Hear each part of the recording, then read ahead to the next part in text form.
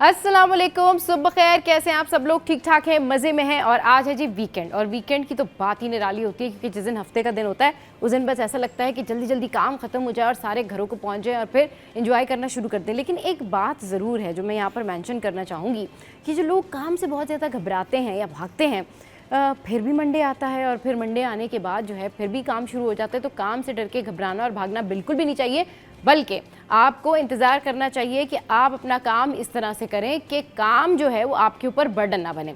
अच्छा, एक और चीज़ जो मैं यहाँ पर मेंशन करना चाहूँगी, जब सुबह का आगाज़ होता है तो मैंने आपके साथ में बहुत सारी टिप्स जो है वो शेयर भी करती हूँ कि आपने अपने फेशियल मसल्स को कैसे रखना है, स्किन को कैसे रखना है। सुबह उठते ही आपने जो है वो करना क्या है, तो सुबह उठते ही सबसे पहले आपने अपने थॉट्स जो हैं वो पॉजिटिव करने हैं, और जब आपके थॉट्स जो हैं वो पॉजिटिव हो जाएं तो उसके बाद फिर आपने जो प्रायोरिटी वर्क है उसके बारे में सोचना है कि प्रायोरिटी वर्क क्या है। अगर आपकी प्रायोरिटी में बहुत ज़्यादा ऐसी चीज़ें हैं जो कि आप 1 घंटे के दौरान जो है सॉर्ट आउट करते हैं, जैसे कि आपने नाश्ता करना है, अपनी स्किन केयर करनी है, अपने कपड़ों का ख्याल रखना है कि आपने क्या पहन के जाना है और क्या नहीं, तो ये सारी चीज़ें जब आप सोकर उठते हैं उससे पहले रात को अगर आपने की होंगी तो ये आपको बहुत ज़्यादा फ़ायदा देंगी। आपके जो स्ट्रेस हार्मोन्स हैं सुबह वो रिलीज़ नहीं होंगे, बल्कि जो आपके हैप्पी हार्मोन्स हैं ना वो रिलीज़ होंगे। तो अगर आप रात को सारे काम कर लेंगे तो सुबह के टाइम पर आपको कोई टेंशन नहीं होगी और फिर आप हेल्दी ब्रेकफास्ट कर सकेंगे। और ब्रेकफास्ट में आपने अंडे खाना बिल्कुल नहीं भूलना है। एक दिन छोड़ के एक दिन आपने अंडा ज़रूर खाना है, क्योंकि अंडा जो है वो बहुत ज़्यादा बेनिफिशियल होता है और अंडे की वजह से बहुत ज़्यादा कुव्वत आती है, तवानाई आती है। तो अगर आप चाहते हैं कि आप जो है हेल्दी रहें, एनर्जेटिक रहें और पूरा दिन आपका मूड अच्छा रहे, तो अच्छा नाश्ता भी किया करें। चलिए जी, शो में यह वक्त तो एक ब्रेक का, ब्रेक के बाद वापस आएंगे तो हमारे करस्पॉन्डेंट हमें ज्वाइन करेंगे और फिर हम बात करेंगे टॉप स्टोरीज पर। तो आपने कहीं नहीं जाना, हमारे साथ रहना है। Welcome back. तो न्यूज़ सेशन में खुशामदीद। लेकिन उससे पहले आपके साथ में शेयर कर लेते हैं सिटी अपडेट्स। और आज क्या है जी वेजिटेबल के प्राइस, ये जानना बड़ा ज़रूरी है, क्योंकि आज तो सैटरडे भी है और आप लोगों ने खूब करनी होगी ग्रॉसरी। और जो ग्रॉसरी होती है ना, वो जब करने जा रहे होते हैं, और स्पेशली वीकेंड की ग्रॉसरी बड़ी इंपॉर्टेंट होती है, क्योंकि इस दिन ये होता है कि आपने कुछ अच्छा बनाना होता है और फिर वो संडे तक आपने चीज़ें करनी होती हैं। तो आगे हमारे पास वेजिटेबल और जी अब है ये टमाटर है 4 पे। तो जी अगला क्या है हमारे पास, अभी हम देखते हैं। और भाई आलू आ गए हैं 69 पे हैं, 68 से 69 पे हो गए। अच्छा जी, लहसुन जो है वो 299 पर आ गई है। इसके अलावा अदरक जो है वो 414 पर आ गई है। उसके बाद गाजर जो है आंखों के लिए बेहतरीन 81 पर आ गई है। तुरई जो है वो 115 पर आ गई है। इसके अलावा जो है लौकी 58 पर आ गई है। और जी फूल गोभी की क्या प्राइस है? कौन खाता है फूल गोभी? 115। मुझे ज़रूर कॉल करके बताएं जी, फूल गोभी आप किस किस तरीके से बनाते हैं। खीरा जो है वो 69 पर है, भिंडी जो है वो 115 पर है। इसके अलावा व्हाट वी हैव, प्याज आ गई है 75 पर।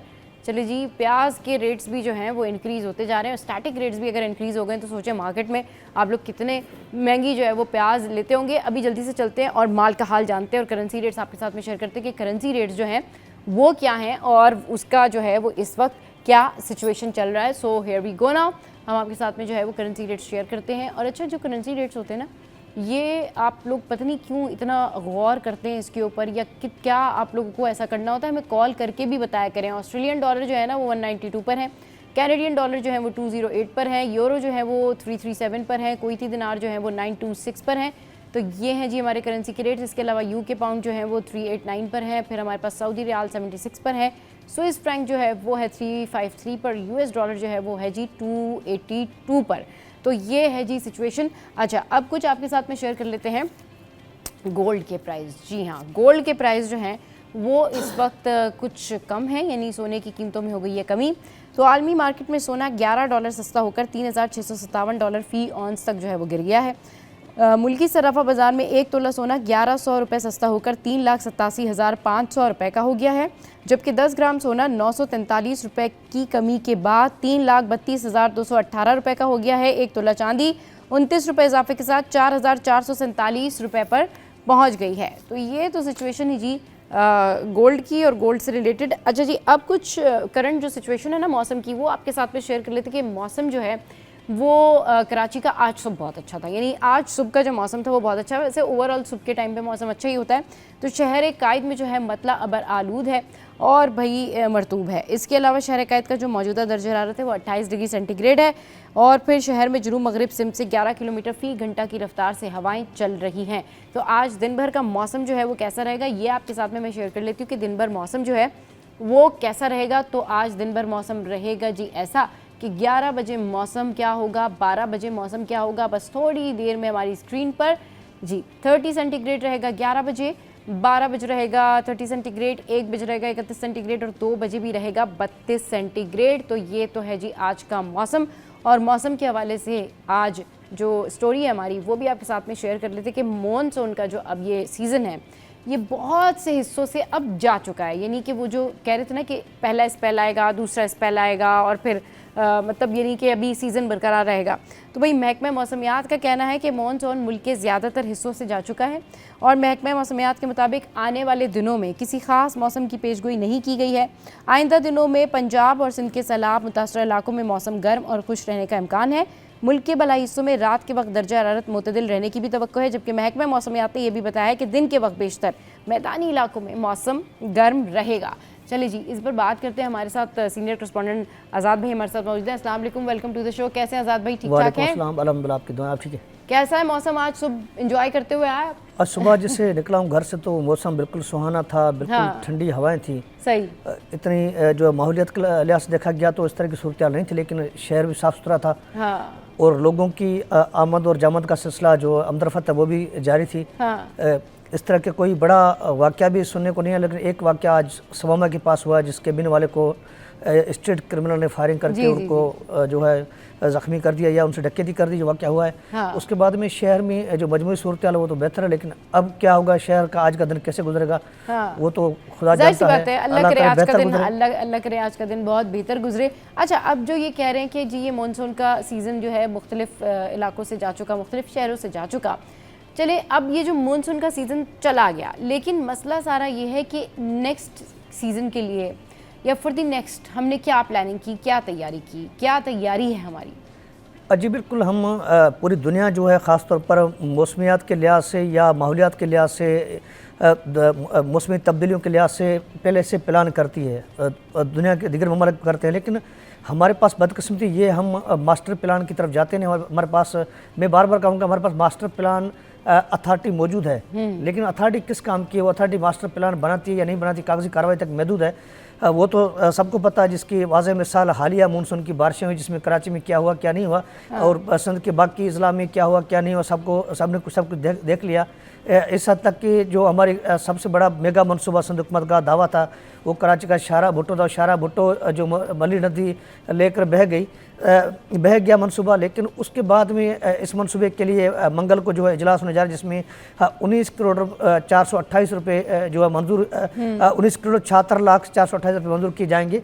लेकिन बात यह है कि हमारे पास, बार बार मैं कहता हूँ, हमारे पास town planning, housing town planning, master plan, ये मनसूबे बनाने वक्त की तकाजा है, वक्त की ज़रूरत है। हालात के पेश नज़र इन मनसूबों को इस तरह की प्लानिंग करनी चाहिए, लेकिन इस तरह की प्लानिंग करने के बजाय हम कागजी कार्रवाई तक महदूद रहते हैं, दावे बड़े करते हैं, लेकिन उन पर अमल नहीं करते हैं। मानसून की बारिशों के बाद शहर की सूरत हाल ये है कि कई सड़कें जो है इस वक्त तबाह हाली का शिकार है, जिसकी वाज़ेह मिसाल ये हमारी जो कोरंगी से आते हैं, यहाँ जो शारा फैसल से आते हैं यहाँ पर कोरंगी तक, ये नाले वाला जो सड़क टूट फूट का शिकार है। इसके साथ साथ कराची यूनिवर्सिटी रोड से या दीगर जो डालमिया की तरफ से या शहर के मुख्तलिफ इलाके हैं, सड़कें टूट फूट का शिकार है। पानी तार बारिशों का जम है, लेकिन स्टेडियम रोड पर पानी जम है, लेकिन अभी तक बिल्कुल हाँ जा रहा है, लेकिन नेक्स्ट क्या तैयारी करनी चाहिए, सिंध गवर्नमेंट को क्या इकदाम करने चाहिए? अभी जो इन्होंने इकदाम किए हैं, अभी जो इन्होंने तामीराती काम किए हैं, उसके बारे से हमें थोड़ा सा बताएं कि वो किस हद तक कामयाब रहेंगे, कहाँ तक प्रोजेक्ट पहुँचा, क्या हो रहा है?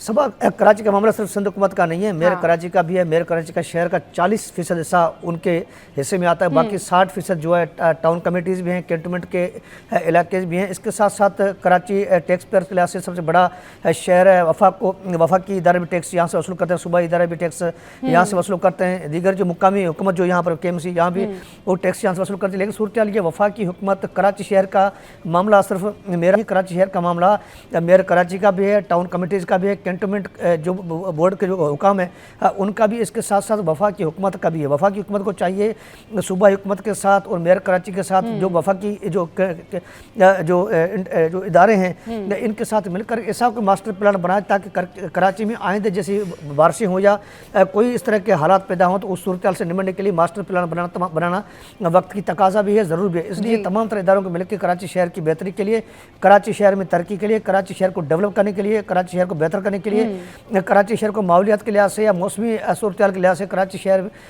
तमाम तरह तकाजे पूरे नहीं कर पाता, जिसके बायस ये सूरत पैदा होती है। ये सूरत को ठीक करने के लिए मैं बार बार कहता हूँ इन तमाम तरह इदारों को मिलकर एक मास्टर प्लान बनाना होगा और उस मास्टर प्लान पर अमल दरामद करना मुतल्लिक़ इदारों की जिम्मेदारी होगी ताकि वो इदारे काम कर तक आइंदे ऐसी सूरत पैदा नहीं हो। आइंदे ऐसी सूरत अगर पैदा होगी तो हम हमारा ये रोना बरकरार रहेगा, शहरी रोते रहेंगे, एहतजाज करते रहेंगे, शोर शराबा बरकरार रहेगा। लेकिन कराची के शहरियों का वाहिद हल जो है मास्टर प्लान कराची के लिए बनाना तमाम ज़रूरी है, जिसमें मास्टर प्लान ये सिर्फ नहीं है कि कराची की सड़कें ठीक करनी है, कराची बिजली का निज़ाम ठीक करना है। कराची में तमाम तरह सूरत को ठीक करने के लिए मास्टर प्लान वक्त की तकाजा है।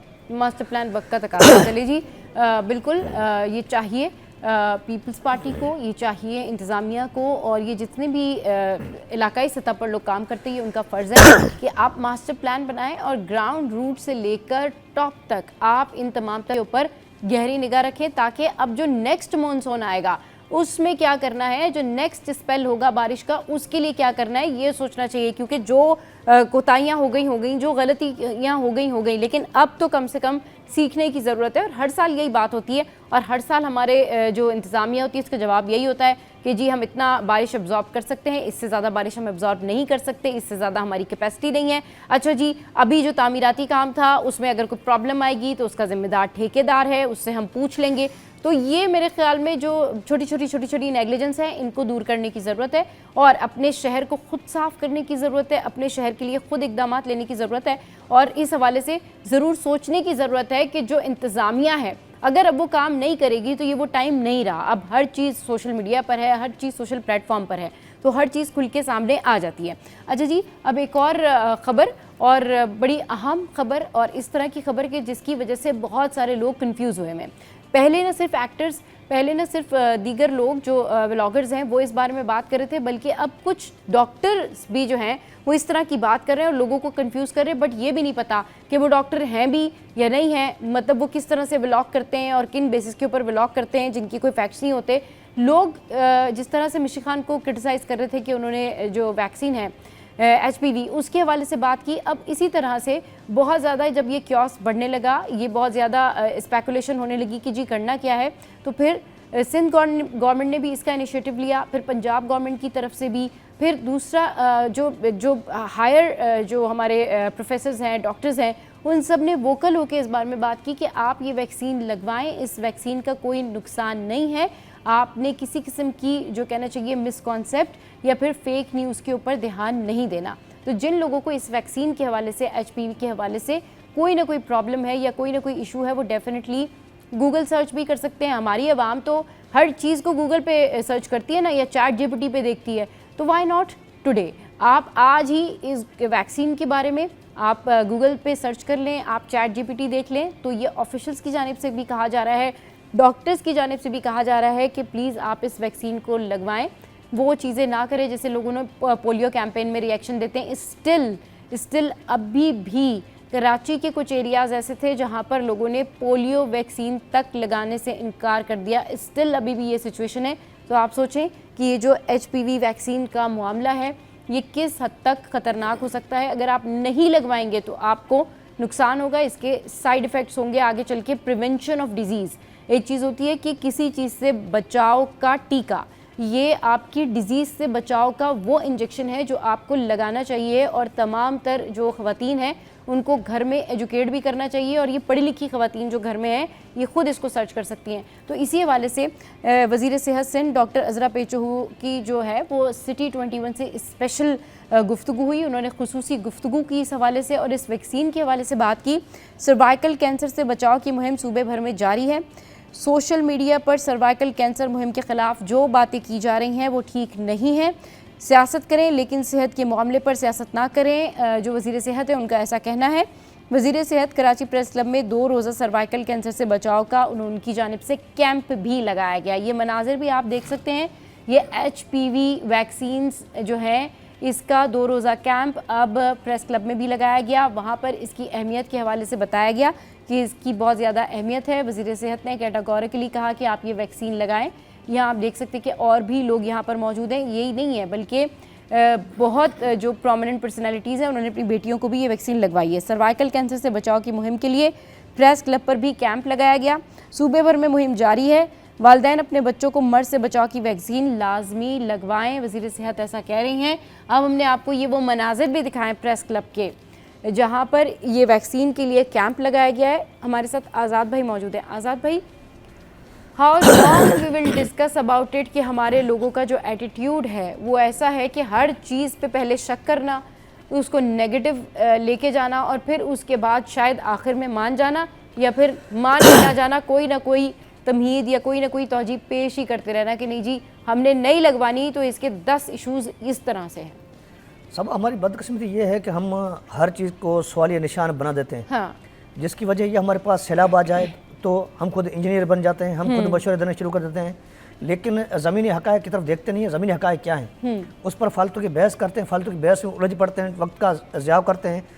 इसके साथ साथ सोशल मीडिया का गलत इस्तेमाल करते हैं। लोगों में अवेयरनेस फैलाने के बजाय, उनमें शऊरी जागरूकता फैलाने के बजाय, उजागर करने के बजाय हम ऐसी चीज़ शेयर कर देते हैं जिससे माशरे में कई सवाल जो है जन्म लेते हैं। हाँ। उसकी वाज़ह मिसाल ये है, मानसून की बारिशें हो या सैलाबी सूरत हाल हो या दरियाई सूरत हाल हो, कोई हो इस सूरत हाल में भी हमने कई ऐसे सवाल देखे, कई ऐसी वीडियोस देखी, कई ऐसे जो है इल्ज़ामात सुनने को मिले हैं। हाँ। लेकिन बात यह है इस वक्त बड़ी मज़े की बात यह है कि कल मैंने फेसबुक पर देखा कि मौलाना राशिद मोहम्मद सुमरो साहब जो JUI सिंध के जनरल सेक्रेटरी हैं, मौलाना फजल अहमद साहब की पार्टी के हैं, उन्होंने निकाला तो अमन मार्च था पूरे सूबे में अमन के लिए, कश्मीर से लेकर कराची तक।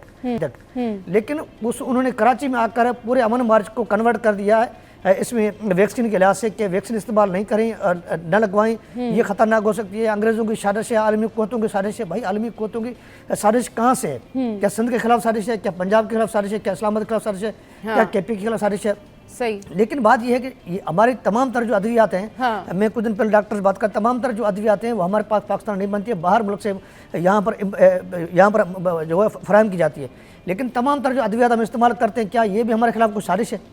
इस तरह सवाल तमाम तरह जो अद्वियात हैं, जो पेट की दर्द की टेबलेट है, सर की दर्द की टेबलेट है, कई ऐसी टेबलेट है। मैंने एक दिन सर की टेबलेट दर्द की टेबलेट खरीद की तो उन्होंने कहा ये इंडिया से आती है।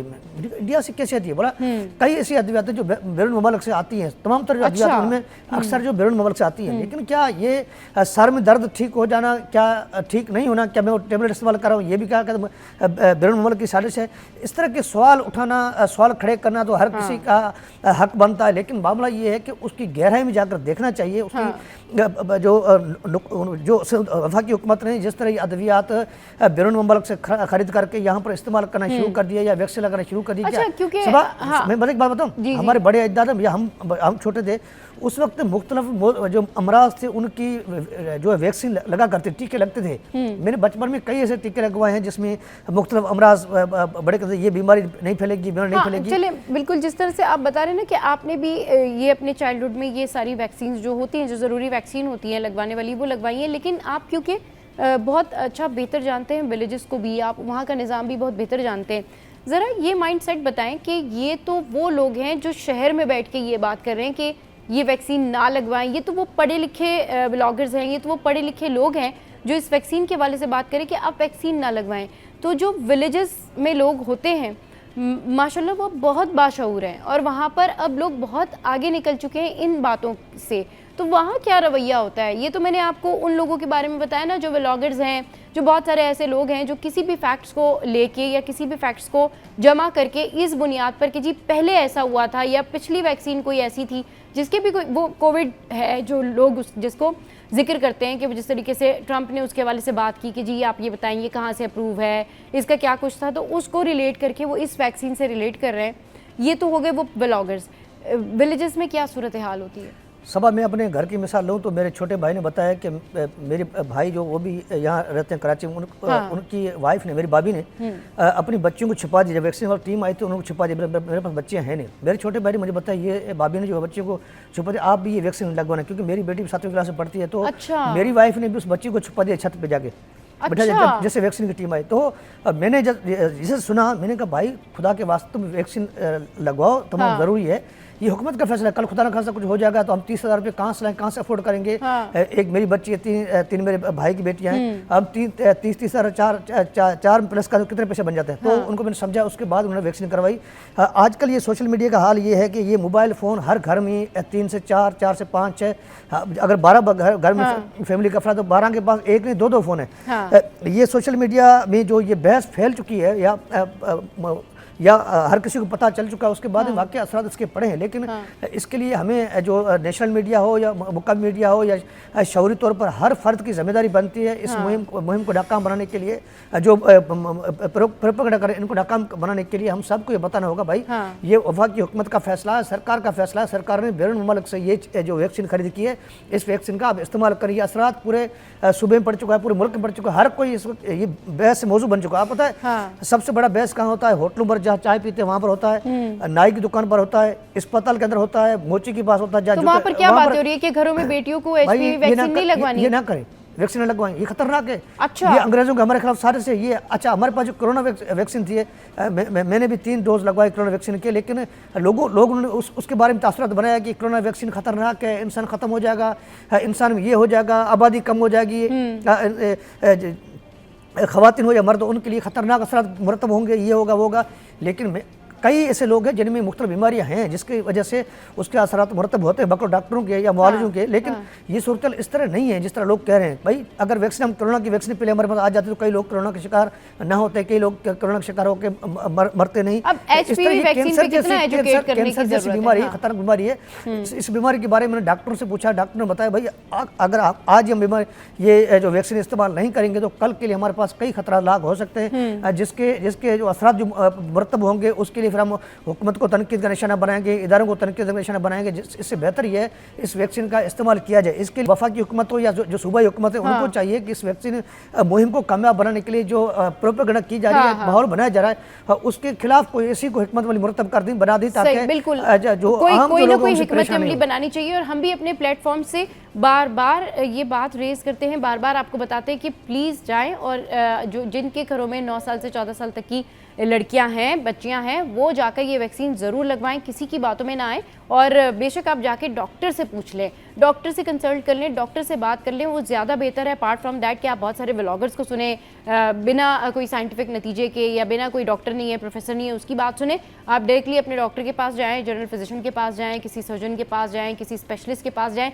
जिसके साथ आप कंफर्टेबल हैं बात करने में, जो आपके फैमिली डॉक्टर हैं, जिनको आप जानते हैं, उनसे आप पूछें और ये वैक्सीन ज़रूर लगवाएं। चलिए जी, शो में यहाँ वक्त तो एक ब्रेक का।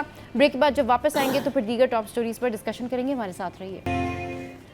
Welcome back. तो भाई फिट रहना बड़ा ज़रूरी है, और ये फिटनेस अगर खूबसूरती में भी शामिल हो जाए, और ये फिटनेस अगर इस तरह से हो जाए कि आप इंटेलिजेंट भी हो, ब्रिलियंट भी हो, आपके लुक्स भी हो, हाइट भी हो, और आपकी जो फिज़ीक है वो भी बड़ी ज़बरदस्त हो, तो फिर आप कॉन्टेस्ट में हिस्सा ले सकते हैं। जी हाँ, बिल्कुल, आप मिस्टर यूनिवर्स मुकाबले में हिस्सा ले सकते हैं। और ऐसा नहीं है कि हमारे मुल्क में सिर्फ लड़कियां ही खूबसूरत है, हमारे मुल्क की जो लड़के हैं ना वो भी बड़े खूबसूरत हैं। तो एक बड़ी ज़बरदस्त मुलाकात हुई है जी, और ये जो मुलाकात हुई है इसमें जो मिस्टर यूनिवर्स मुकाबले के गोल्ड मेडलिस्ट पाकिस्तानी तनसाज़ों ने जो है बैंकॉक में पाकिस्तानी एम्बेसी का दौरा किया है।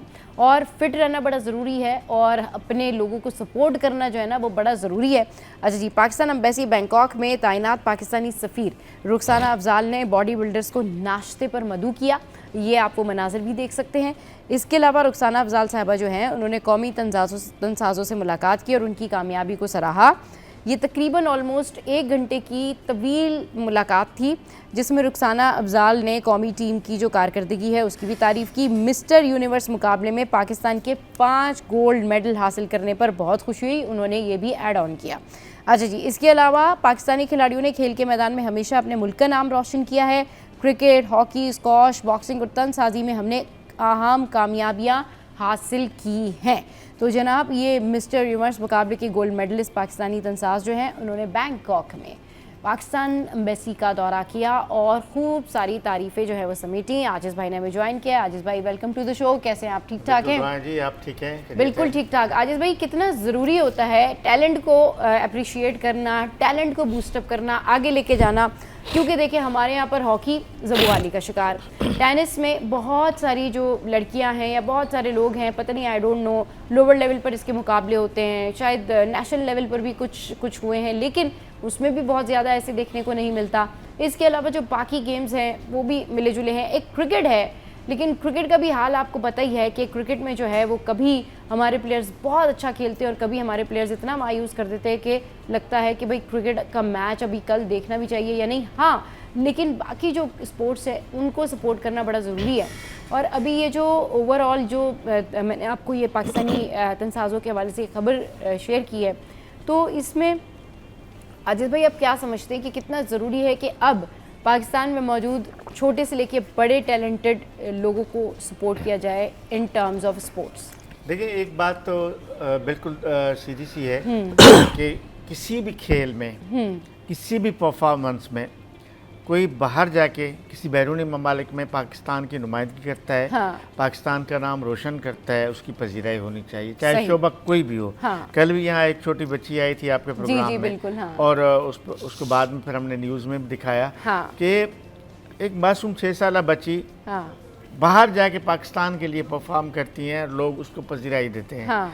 तो इस तरह ये तनसाज हैं, या कोई भी, मैं कह रहा हूँ खेल हो, किसी भी किस्म का खेल हो, जिमनास्टिक हो, तनसाज हो, ओलंपिक्स खेलें हो, या क्रिकेट हो, हॉकी हो, वुमेन क्रिकेट हो, या इवन जो खुसूसी अफराद की टीमें हों, डिफरेंट टीमें पाकिस्तान से बाहर जाती हैं और पाकिस्तान के लिए खेलती हैं और पाकिस्तान का नाम रोशन करती हैं। सही।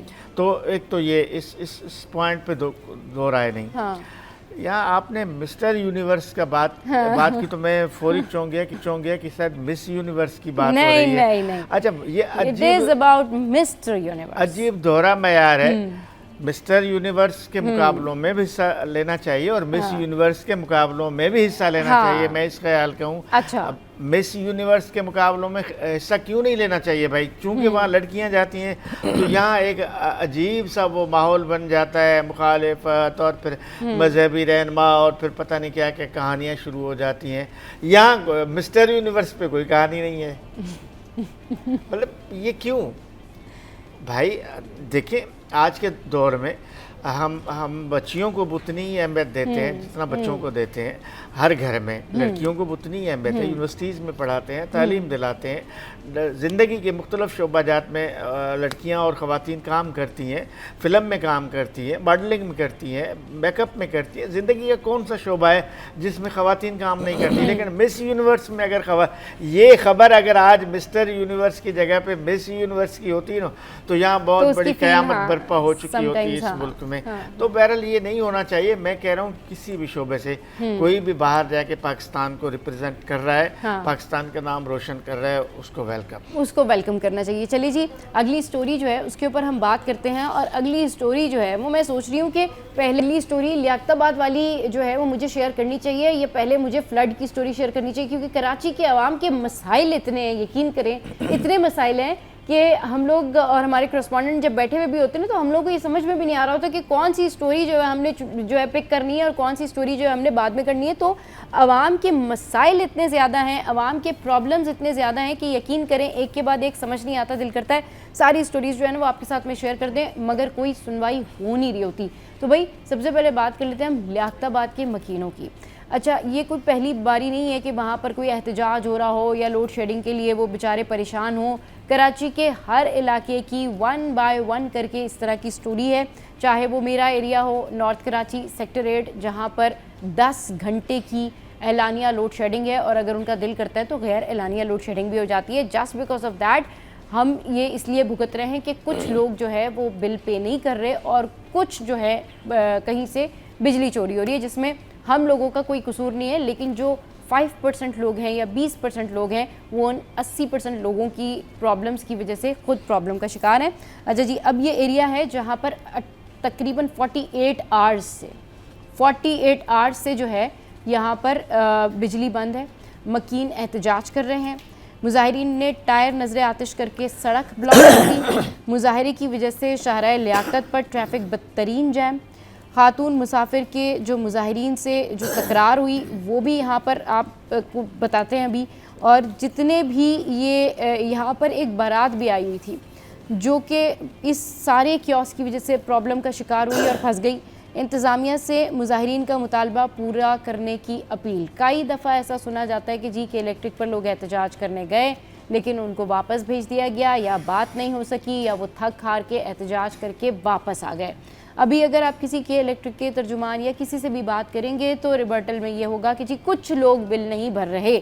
लेकिन अगर कुछ लोग बिल नहीं भर रहे तो क्या कुछ लोग फिर कहाँ जाएं? मतलब उनके घरों में जो पेशेंट्स हैं, जो खुद उनके साथ प्रॉब्लम है, वो मतलब मरीज़ बन जाएं, वो नफसियाती हो जाएं, उनके घर में लाइट नहीं आ रही क्योंकि कुछ लोग बिल नहीं भर रहे। क्योंकि कुछ लोग बिल नहीं भर रहे तो कुछ पेशेंट्स जो हैं वो तड़प तड़प के सिसक के अपने घरों में रह जाएं, बीपी हाई कर लें।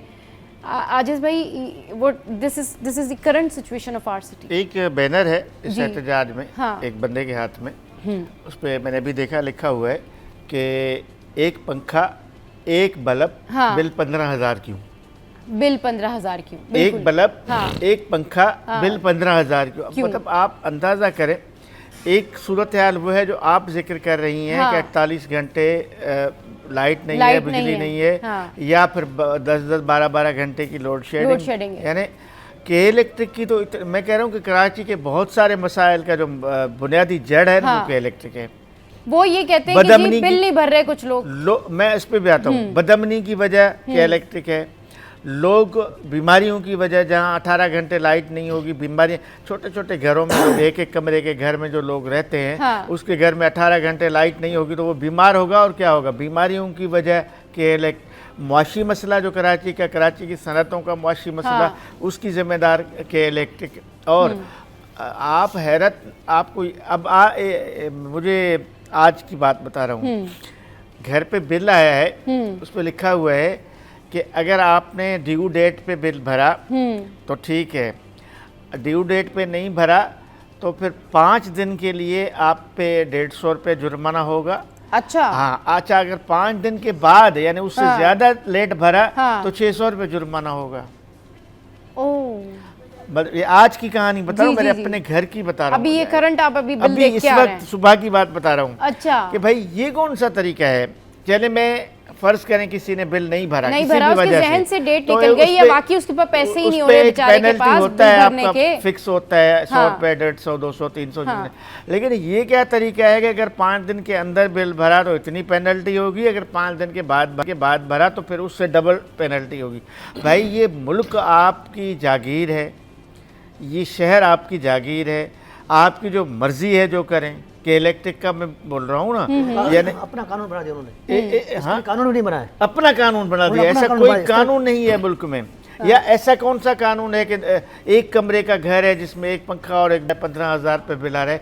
दुनिया का कोई जस्टिफिकेशन तो हो ना, कोई अच्छा। पूरी एक दूसरा बैनर लगा हुआ है, उस पर लिखा हुआ है के इलेक्ट्रिक कुंडे बंद करो। यानी के इलेक्ट्रिक को मुखातिब होकर शहरी कह रहे हैं, हाँ। कि अपने कुंडे के। मैं एक दावा से कहता हूँ, हम कोरंगी में रहते हैं, मेहरान टाउन हमारे पड़ोस में है, यहाँ पे बिल्कुल करीब है। आप मेरे साथ चले, मीडिया टीम लेके, लाखों की तादाद में एक मेहरान टाउन में आपको मैं कुंडे दिखाऊं, और वो कुंडे बाकायदा के इलेक्ट्रिक के लोग आते हैं, आकर लगा कर ले जाते हैं, और के इलेक्ट्रिक के लोग बाकायदा लोगों से भत्ता वसूल करते हैं, फिजिकली कैश जाके वसूल करते हैं। ओह गॉड, अच्छा। तो ये मतलब अपना कानून बनाया हुआ है, अपनी जागीर बनाई हुई है, अपनी रियासत बनाई हुई है। एक प्राइवेट कंपनी है, उसने शहर में एक रियासत बना के रखी। हम तो कहते हैं ना कि वडेरों की जागीरें हैं, उनकी मर्जी चलती है। हमारे सिंध के देही इलाकों में हाँ। केटी मुमताज़ भुट्टो है, केटी जतोई है, केटी फिला है, केटी हम उसको कहते हैं, जो पूरी उनकी जागीरें बनी हुई हैं। लेकिन यहाँ तो यार दुनिया के सबसे बड़े शहर में, दुनिया के पाकिस्तान के मेगा सिटी में, पाकिस्तान के मुआशी हब में, मिनी पाकिस्तान में, जो भी नाम दें, वहाँ के इलेक्ट्रिक ने अपनी जागीर बना के रखी हुई है, उसकी मर्जी है। मुझे ये समझ में नहीं आता कि जब कोई शख्स बिल नहीं पे करता तो फ़ौरन से ये उसके घर पहुंच जाते हैं, या एक दिन पहले भी अलर्ट दे रहे होते हैं, या इनके लोग आ जाते हैं और पूछते जी आपने बिल क्यों नहीं पे किया, आपका बिल पे नहीं है एंड ऑल दैट। ठीक है, ये सारा सिचुएशन होती है।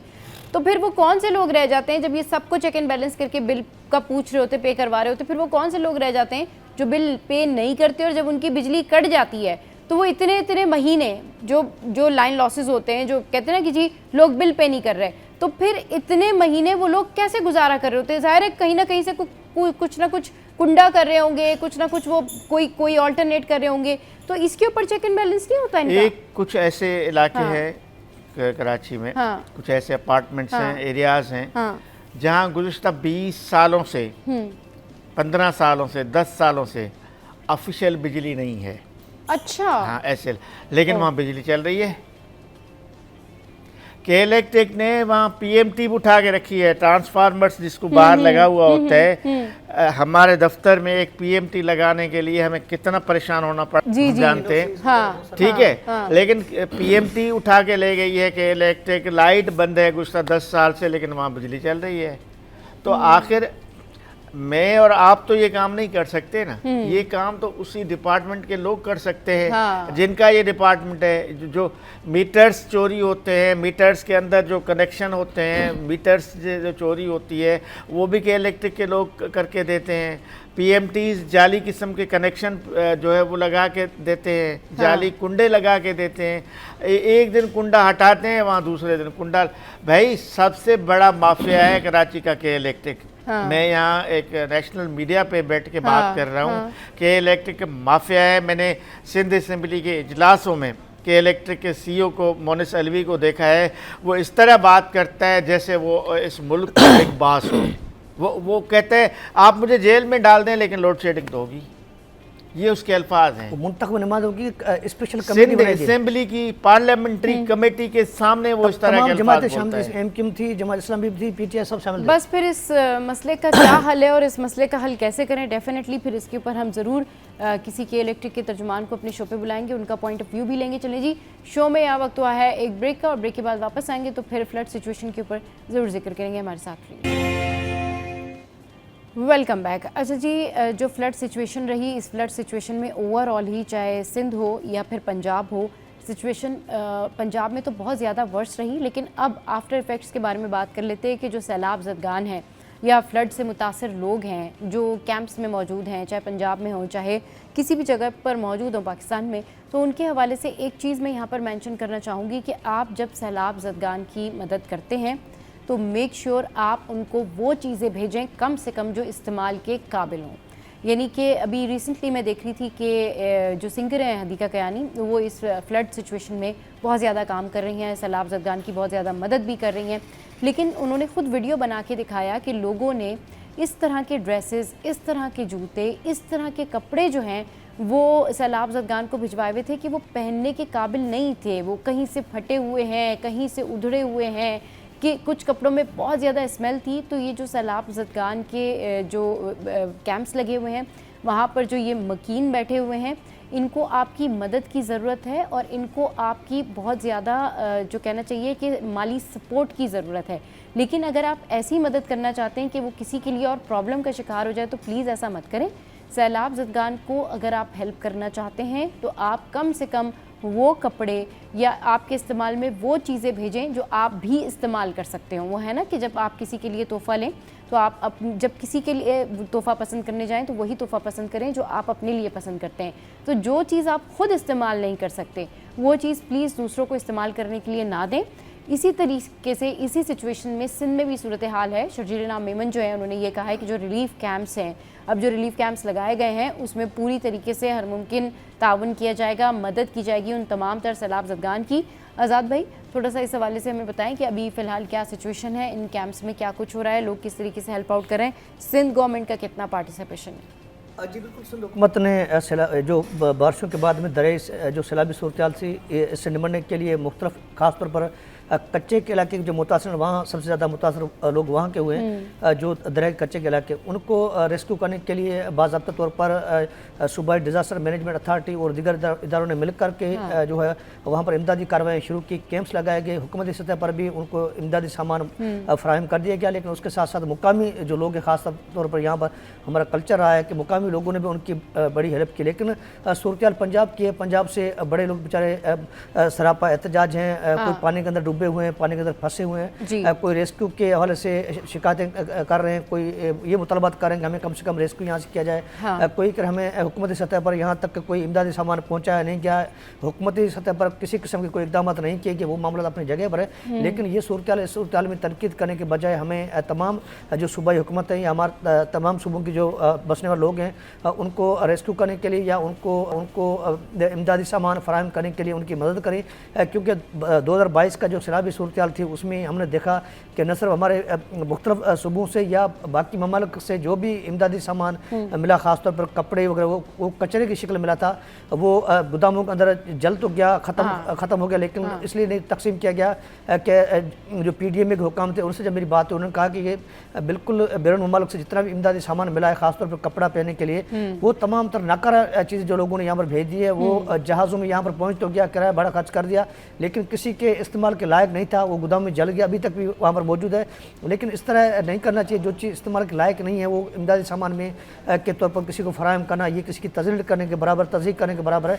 इस तरह नहीं होना चाहिए। जो भी लोग किसी की इमदाद करना चाहते हैं उसमें ऐसा सोचें कि कोई ऐसा कपड़ा दी किसी के काम आ सके, किसी का जो है इस्तेमाल में आ सके, इस तरह नहीं हो ताकि वो किसी इस्तेमाल बजाय जो है ऐसा कपड़ा हो जो किसी के काम ना आए, किसी के काम ना आए, और प्रॉपर जो है वो मदद करनी चाहिए। आजिज़ भाई, अभी करंट क्या सिचुएशन है, किस तरीके से रिलीफ कैंप्स में जो है वो इमदादी सामान की तरसील का काम जारी है, किस तरह पर सिंध गवर्नमेंट क्या कर रही है, और जो हमारी आवाम है इसको कितना एजुकेट करने की ज़रूरत है कि भाई जब किसी को आप कपड़े देते हैं तो कम से कम वो कपड़े दें जो उसके इस्तेमाल में आ जाएं। जी, वैसे वक्त थोड़ा है, लेकिन मैं आपको बताऊं पहले तो अपडेट ये है कि सिंध में दरिया सिंध का पानी कम हो गया है। बिल्कुल, हाँ। मतलब गुड्डू बैराज पर आज 4 लाख क्यूसेक से कम पानी है। अच्छा। जहाँ एक दिन 6 लाख से ज़्यादा 6-6.5 लाख क्यूसेक पानी था, तो अब पानी उतर रहा है। सक्खर बैराज पे भी ये सूरत हाल है कि 5 लाख से कम है पानी, 4 लाख। अब कोटड़ी बैराज पे भी 3-3.5 लाख क्यूसेक पानी है। तो ये नॉर्मल सिचुएशन है।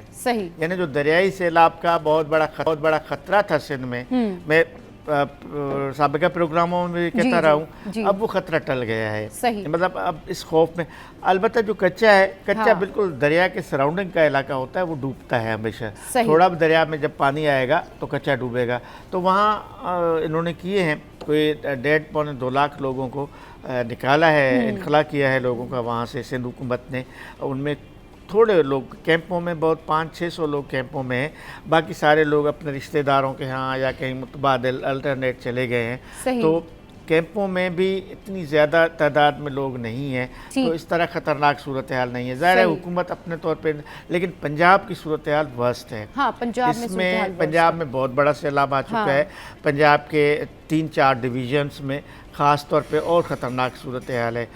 जो आपने हदीका के आने वाली बात की, वो वाकई अफसोसनाक है। अगर हम ये करते हैं कि हम किसी को मदद करने के लिए कपड़े भेजते हैं और वो फटे हुए कपड़े हदीका के आनी नहीं, बहुत एक तो वो बहुत सारी एप्रिसिएशन हमारे प्लेटफॉर्म से उनके लिए कि वो बहुत ज़बरदस्त काम कर रही है।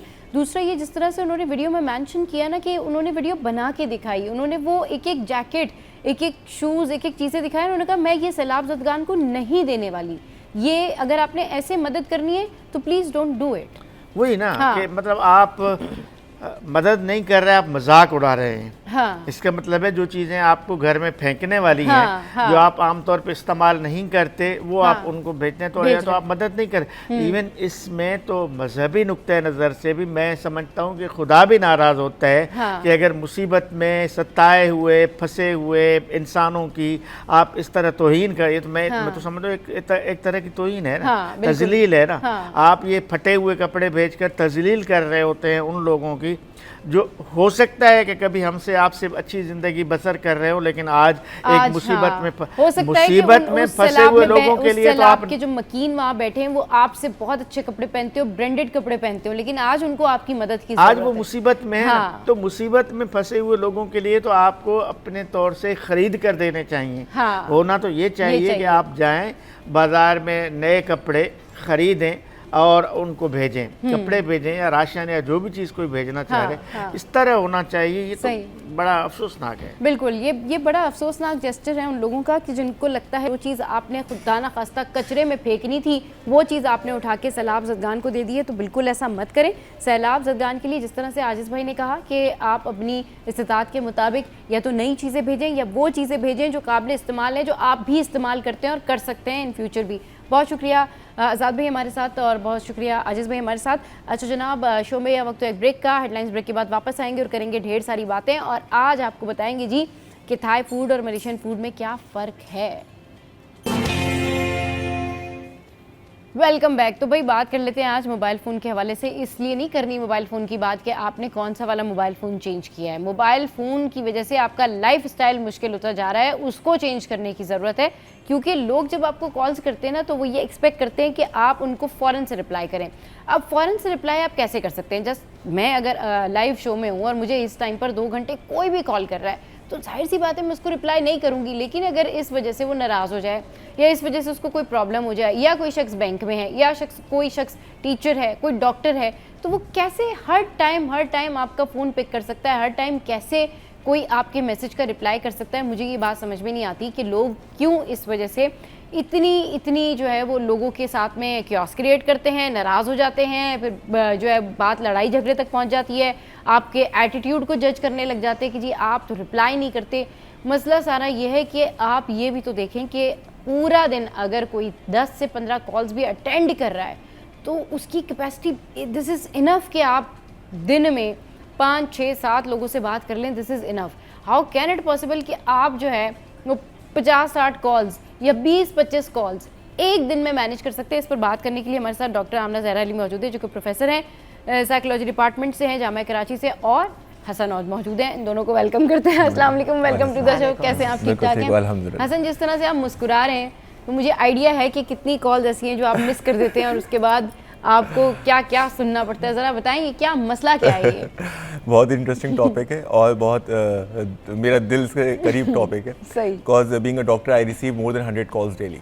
सही। लोग एक्सपेक्ट करते हैं कि आप फ़ौरन जवाब दें, कॉल हाँ। रिसीव करें। उनको नहीं समझ में आता कि हम कॉल्स हर वक्त हर एक की रिसीव नहीं कर सकते। नहीं कर जैसे आपने बहुत अच्छी बात की, हम दिन में 5-7 लोगों से बात भी कर लें फ़ोन पे, that's more than enough for our brain. हाँ। हम 15-20 क्या, हम जो है आप इससे ज़्यादा बात ही नहीं कर सकते हो, नहीं कर सकते। हाँ, दूसरी बात सही कि हमारे घर वाले जो इमीडिएट घर वाले होते हैं, सिर्फ उनकी हमारे पर जिम्मेदारी है कि हम उनकी कॉल फॉरन रिसीव करें। हाँ। हम उनके लिए पाबंद हैं क्योंकि हमारी जिम्मेदारी है। हाँ। बाकी अगर आपका कोई दोस्त आपकी कॉल रिसीव कर रहा है, आपके कोई भी कुलीग या आपका रिश्तेदार कोई कॉल रिसीव कर रहा है, तो ये एक आप पे एहसान कर रहा है। हाँ। आप उसको मैसेज ड्रॉप करें, एक एथिक्स होते हैं। आप मैसेज ड्रॉप करें, then I need to speak to, can I call you, मैं आप पे बात कर सकता हूँ, मुझे काम है, इमरजेंसी भी है, तो आप एक मिस कॉल देके आप छोड़ दो कि बस दूसरा बंदा समझ जाए।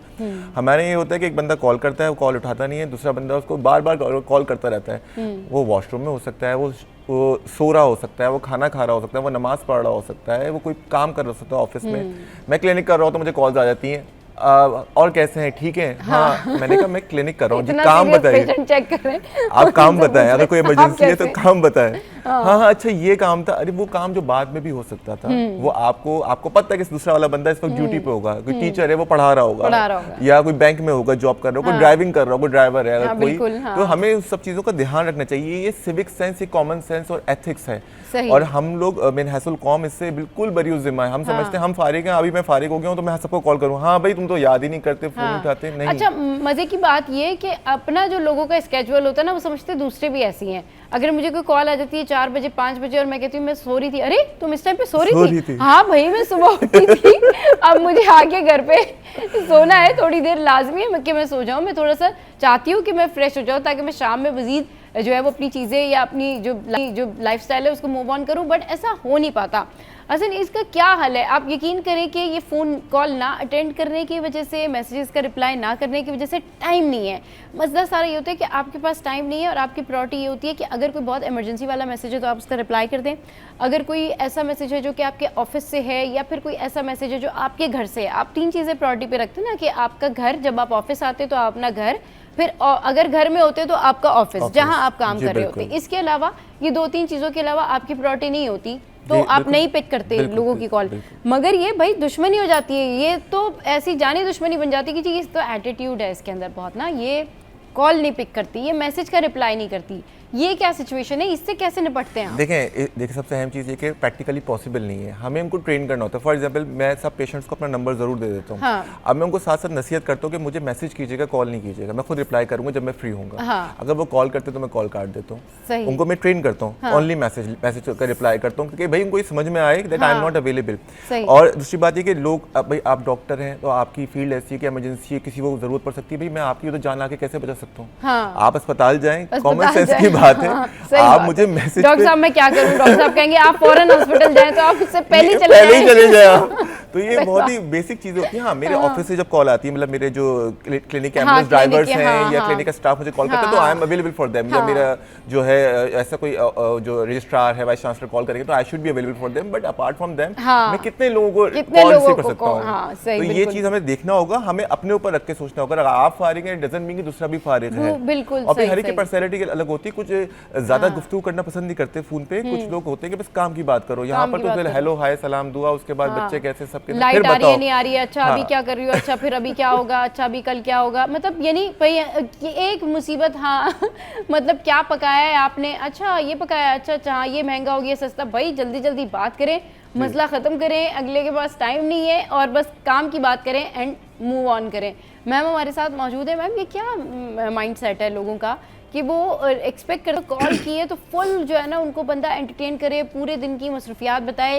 यानी एक कॉल पे आप उनको ये बता दें कि जी मैं पूरा दिन जो है वो क्या करती हूँ या किस तरीके से मेरा शो होता है या क्या होता है, उनको सारी चीज़ों के बारे में जानना होता है। हालांकि काम उनको सिर्फ एक होता है, लेकिन बातें उन्होंने बहुत सारी हज़ार करनी होती है। ये क्या सिचुएशन है?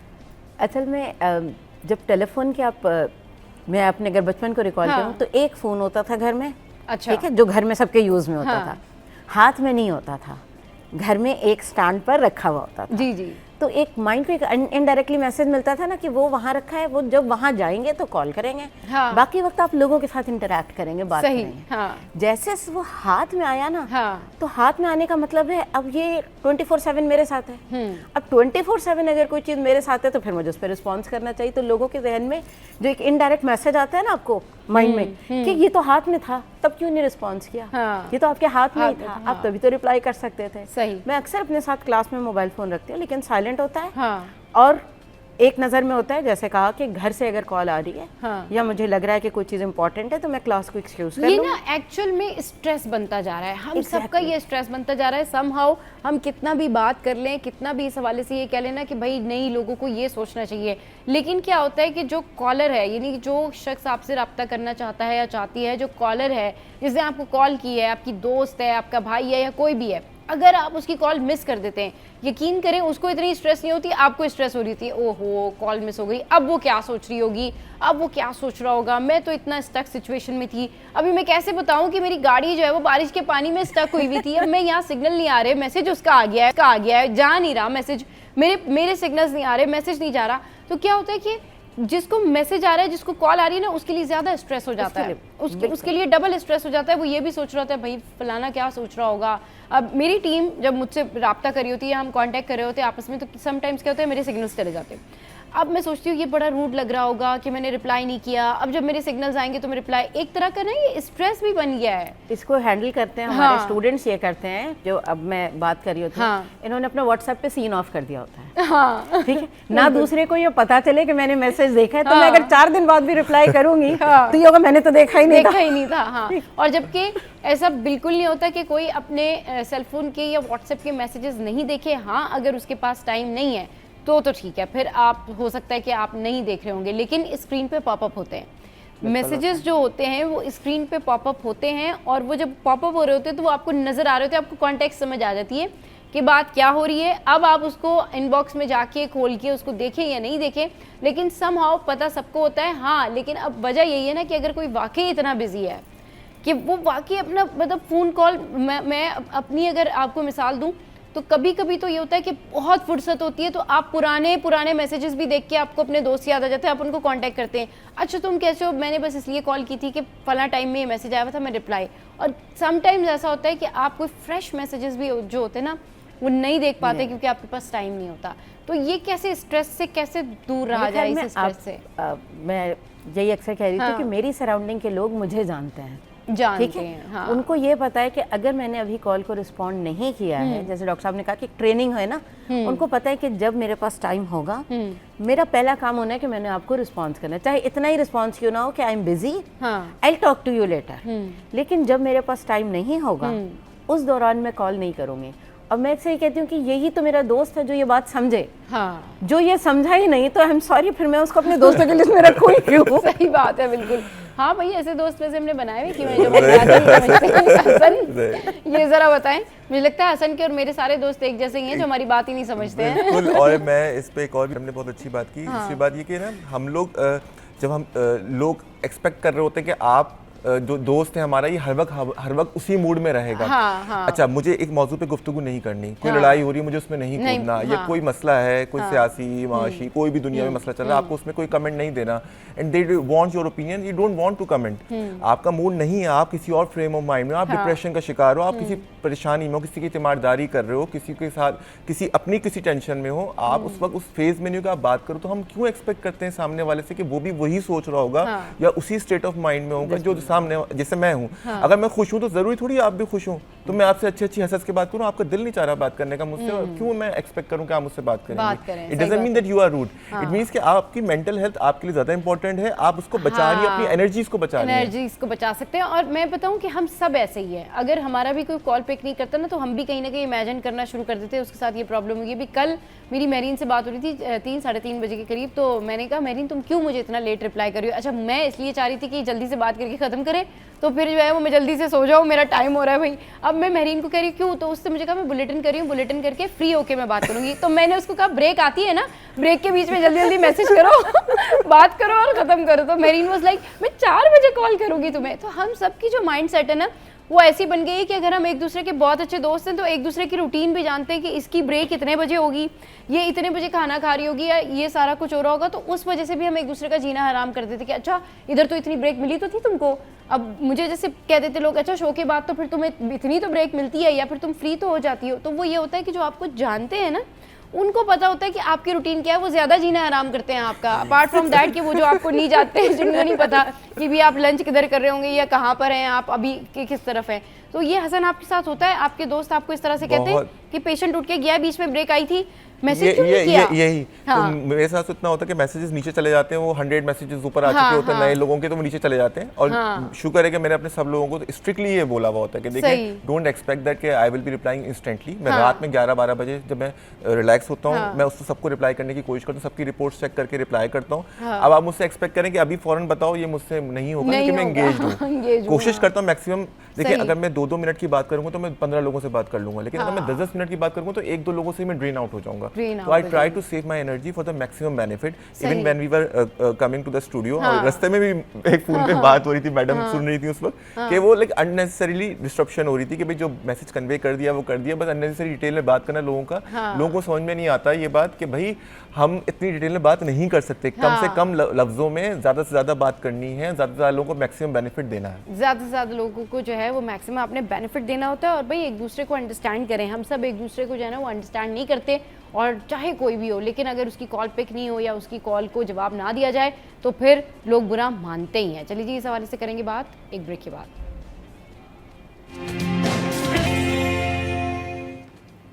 Welcome back. तो भाई सबसे पहले बर्थडे विश करते हैं, ये बड़ी प्यारी सी बच्ची है अनमता ताहिर जिनकी आज बर्थडे है, तो happy birthday to you Anmata.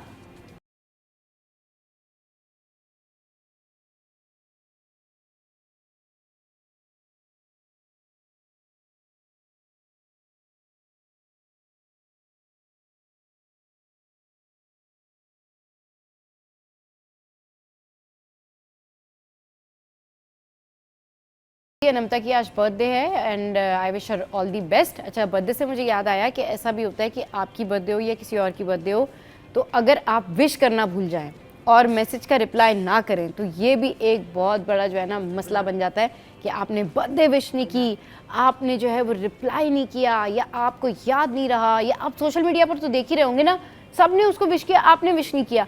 भाई ज़रूरी नहीं है कि जो बर्थडे विश करेगा वही आपका बहुत बड़ा वेल विशर हो। मैं बहुत ज़्यादा बर्थडेज भूल जाती हूँ, मतलब मैं आई am not good in wishing people birthdays, कि मुझसे नहीं होता, मतलब मुझे याद नहीं रहता। इसका मतलब ये नहीं है कि वो मेरे लिए इम्पॉर्टेंट नहीं है, इसका मतलब ये कि मेरे लिए इम्पॉर्टेंट है, लेकिन शायद बर्थडे से भी कहीं ज़्यादा इम्पॉर्टेंट है। लेकिन अगर सेम डे पर सेम टाइम पर नहीं याद रहा तो इट डजंट मीन कि मैं उनके साथ जो है ना उनकी बर्थडे नहीं विश करना चाह रही या मुझे कोई प्रॉब्लम है, ऐसा नहीं होता। ये आपके रूटीन के ऊपर डिपेंड करता है। और कभी कभी आप लोग ऐसे भी लोगों की बर्थडे विश कर रहे होते हैं जिनको आपने खुद भी नहीं सोचा था कि आप इनको भी बर्थडे विश करेंगे, क्योंकि वो आपके इतने अच्छे दोस्त नहीं होते, लेकिन आपके पास टाइम होता है, आप बैठे हुए होते हैं, फेसबुक पे नोटिफिकेशन आ रहा होता है, तो आप रैंडम किसी भी शख्स को बर्थडे विश कर सकते हैं, क्योंकि बर्थडे तो आप किसी को भी विश कर सकते हैं। So this is it. तो ज़रा बताएं, ये आपके साथ होता है? आपने अपने पेशेंट को विश की हो या नहीं? मैं कोशिश करता हूँ कि अगर वो जिससे मैं अवेलेबल हूँ और आई गेट अ मैसेज, मैं रिप्लाई करता हूँ और मैं अच्छे से भी बात करता हूँ। जिससे मैंने आज अच्छी गुफ्तगू कर ली किसी पेशेंट से, तो वो खातून समझती हैं जैसे कि डॉक्टर साहब मेरे दोस्त हैं, अब वो मुझे रोजाना रात में मैसेज पे बात करेंगे। भाई मैं आई वाज अवेलेबल टुडे या टुनाइट, तो I was talking to you, मैं कल अवेलेबल नहीं हूँ, मैं बात नहीं कर पाऊंगा, तो डू यू एक्सपेक्ट कि वो उसी एंगल से उसी मोहब्बत से बात करेंगे? हमेशा नहीं। इंसान जल्दी में होता है, हम सब जल्दी में, हमें बहुत काम है, बहुत सारे लोगों के लिए हम जरूरी होते हैं। हम एक वक्त का वो जो ना एक अनार 100 बीमार। इफ आपको अल्लाह ताला ने ऐसी पोजीशन पे रखा है जहाँ 10 लोगों के काम आप आ रहे हैं, आपकी पेशेंट समझते होंगे कि डॉक्टर साहब रोजाना रात को मुझसे इतनी ही ज्यादा अच्छी फोन पे बातें करेंगे, और ये है मुमकिन नहीं बिल्कुल। अब देखिए मुर्तज़ा वहाब साहब क्या सबकी कॉल रिसीव कर सकते हैं? वो पूरे कराची को देख रहे हैं। कॉमन सेंस की बात है ना, हमें एक लेवरेज देना चाहिए। इंसान है या वजीर आजम साहब, कौन किसी की कॉल इतनी लंबी रिसीव नहीं कर सकता। मैम आप बताएं, आपके साथ इस तरह के होते हैं इंसिडेंट जब आप कॉल रिसीव नहीं करते? आपको पता, मतलब लोग मैसेज करते हैं क्यों नहीं रिसीव कर रही भाई, बात ही नहीं करना चाहती हैं, अब तो बदल गई हैं आप, प्रायोरिटीज बदल गई हैं। एक्चुअली मैं बदली नहीं हूँ, मैं शुरू से ही नहीं होता है। लोगों की एक्सपेक्टेशंस बड़ी मुख्तलिफ होती है और कभी कभार उनको ट्रेन करना पड़ता है, कभी उनको जवाब देना पड़ता है कि अगर मैंने रिप्लाई नहीं किया तो आप दोबारा एक रिमाइंडर कर देते हैं। आपको पता है कि I am not rude with you, message नीचे चला गया, इतने सारे मैसेजेस आए, सही, तो वो अगर प्रायोरिटी पर भी था तो आप मुझे एक दफा फिर रिमाइंड कर दें, I will do it for you. लेकिन ये कि आपको रिमाइंडर देना होगा। हम लोग तो इतने मसरूफ लोग हैं कि अगर इंस्टाग्राम पर कोई चीज़ पोस्ट हुई भी है, मतलब अगर मेरी टीम की तरफ से हुई है, मैंने टिकटॉक पे या मैंने खुद पोस्ट किया, तो मुझे याद भी नहीं रहता कि मैंने कौन सी वाली पिक्चर अपलोड की हुई है। मतलब उसके बाद देखने की तौफीक ही नहीं होती कि उसके ऊपर क्या व्यूज़ रहे, क्या हुआ क्या नहीं हुआ। बस that's just a kind of presentation of social media कि आपने कुछ अपलोड कर दिया। उसके बाद ये भी याद नहीं रहता कि अगले दिन जब वो आप देख रहे होते हैं दूसरी पिक्चर अपलोड करने के लिए कोई चीज़, तो फिर आपको पता चलता है अच्छा मैंने येस्टरडे आई डिड दिस। तो वो ये वाला सिनेरियो होता है। अब जिनके पास टाइम है उनके लिए मेरा ये मैसेज है कि वो भी दूसरों को कॉल्स कर करके ना अपना टाइम बर्बाद ना करें, वो अपना टाइम किसी क्रिएटिव काम में लगाएं। क्यों मैम? बिल्कुल, something constructive can be done. Relax कर लें। सबसे अच्छी कंस्ट्रक्टिव एक्टिविटी यही है कि you give yourself some time to relax. सही, हर वक्त नहीं एक्सपेक्ट करें एक्चुअली कि हर कोई आपके लिए उतनी ही उससे अवेलेबल होगा। आज मैं अवेलेबल हूँ, शायद एक महीने बाद में दोबारा आपके लिए उतनी ही अच्छी तरह से उतनी अच्छी तरीके से अवेलेबल हूँ। हसन जी, मैं कहता कि कुरान की एक आयत है कि जब तुम नबी से बात कर लो तो उठ जाया करो, गुफ्तगू ना किया करो। उनको ईज़ा होती है, वो शर्म की वजह से तुमसे कहते नहीं है। मतलब कि नबी को वजह से सहाबा कराम कितना चाहते हैं कि नबी के साथ टाइम स्पेंड करें, ज़्यादा से ज़्यादा सीखें, लेकिन उनकी भी खान की जिंदगी थी, बहुत सारी चीज़ें थी, उनको ट्रेन करना था। और कुरान में आयत आई इस वजह से। और इस तरह एक हमारी हदीस है कि जब आपके पास आप किसी दरवाजे पे जाओ तो 3 दफा नॉक करो, जवाब ना आए तो वापस आ जाओ, तो कोई आपको और उसका बुरा ना मानो। एग्जैक्टली, सबसे अहम चीज़ ये है। तो हमें दूसरे को टाइम देना है और उसको स्पेस देनी है। जब भी वो दूसरों के लिए भी काम कर सकता है। उसकी ज़िंदगी में क्या मसाइल हैं आपको नहीं पता, कितने लोगों के लिए वो कहाँ काम कर रहा है। कोई स्कॉलर्स होते हैं जो पढ़ने लिखने का काम, शायर होता है वो, या फिल्म मेकर होता है, या कोई इस तरह के आर्टिस्ट टाइप के जो होते हैं, लिखारी जो होते हैं, मुसन्निफ होते हैं, वो उनको अकेला टाइम चाहिए होता है। They don't want any disturbance in their lifes. तो उनकी ज़िंदगी बिल्कुल अलग। अक्सर वो लोग शादियाँ भी नहीं करते या उनकी ट्रबल्ड मैरिटल लाइफ होती है, इसीलिए because they are unable to cope up with all the social aspects as well. तो हमें इन सब चीज़ों को ध्यान मद्देनजर रखना चाहिए। अगर आप रात में आपको गली के कोने में बैठ के लड़कों से गपशप करने का शौक है और फोन पे बातें करने का शौक है, तो जरूरी नहीं सामने वाले को भी वही शौक है। सही, बिल्कुल ये सही कहा कि ज़रूरी नहीं कि सामने वाले को भी वही शौक हो। और फिर सबसे बड़ी बात यह है कि जिनके पास टाइम है, अब जैसे हसन है वो बिज़ी रहते हैं, मैम बिज़ी रहती हैं, और बहुत सारे ऐसे लोग हैं जो बहुत ज़्यादा बिजी रहते हैं, तो वो अपने संडेज़ या वो कोई एक दिन निकाल के आधा पौना घंटा अपना मोबाइल जो है वो देख रहे होते कि यार पूरा हफ्ता किसको जवाब नहीं दिया, क्या हुआ क्या नहीं हुआ, तो वो लोगों को कांटेक्ट कर लेते हैं, पुराने दोस्तों को याद कर लेते हैं। लेकिन जिनके पास थ्रू आउट टाइम है, तो भाई वो किसी को कांटेक्ट करके अपना टाइम ज़ाया ना करें, वो कोई क्रिएटिव काम कर लें, इतना क्रिएटिव काम कर लें कि जो लोग जैसे हसन जैसे लोग आपको रिप्लाई नहीं कर रहे ना, तो आप हसन से ज़्यादा बिजी होकर दिखा दें उनको। हाँ हसन, आपके पेशेंट्स इतने ज़्यादा बिजी हो जाएं कि वो हसन को कहें कि डॉक्टर साहब आप तो मुझे रिप्लाई नहीं करते, देखिए जी मैं भी आपको रिप्लाई नहीं करता। ऐसा होना चाहिए, लोगों को कुछ कंस्ट्रक्टिव करना चाहिए।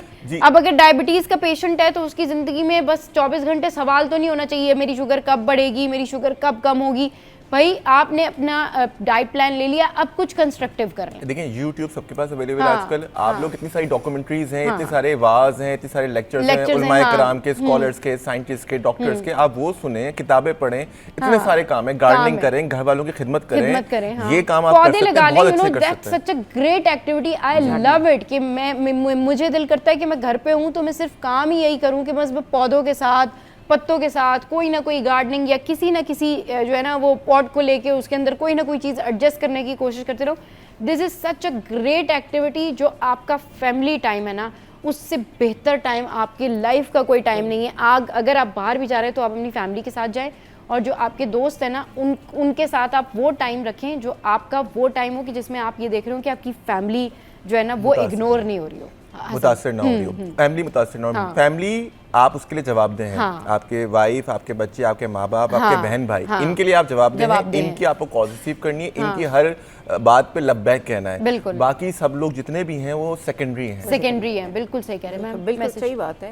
बात ये कि गिबत सेशन भी तो करने का दिल चाहता है ना लोगों का, तो कोई तो चाहिए है ना जो सुकून से पूरे दिन की बातें सुने, अम्मा बहन भाई वाला काम नहीं कर रहे। अच्छा ये आखिर में मतलब जब टॉपिक एंड हो रहा है तो उसके आखिर में ये इंटरेस्टिंग बात हुई है, ये क्या बात हुई है भाई, मतलब क्या मतलब है, घर वाले क्या बात नहीं सुनते, घर वालों से बात करके सुकून नहीं आता, मतलब कोई और जो खातून है या कोई और जो है वो ज्यादा अच्छे से तरीके से बात सुन लेता है। लाइटर नोट, लेकिन समटाइम्स फ्रेंड्स के साथ ये चीज ज्यादा अच्छी जा रही होती है। नहीं अच्छा, खवातीन में बहुत होता है, वो खानदान की औरतें ना खासतौर पे कॉल करती हैं, गिबत सेशन होता है पूरे हफ्ते की, खवातीन में नहीं होता है, मर्दों में भी होता है, मर्दों में आई एग्री।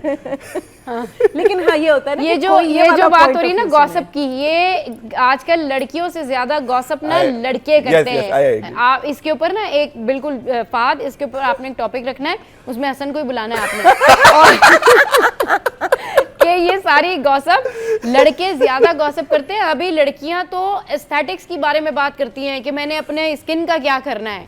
आजकल लड़कियों के जो ग्रुप्स है ना उसमें स्किन डिस्कस होती है, वो अल्लाह का शुक्र है वो अपने आप को डिस्कस करती हैं कि, लेकिन लड़के आजकल जो है ना वो दूसरों के बारे में ज्यादा गॉसिप करते हैं। चलिए जी, बहुत शुक्रिया हसन, आप हमारे शो पे आए, बहुत शुक्रिया मैम आप हमारे शो पे आई। शो में यह वक्त एक ब्रेक का, ब्रेक के बाद वापस आएंगे तो बताएंगे आपको कि थाई फूड और मलेशियन फूड में क्या फ़र्क है। हमारे साथ रहिए।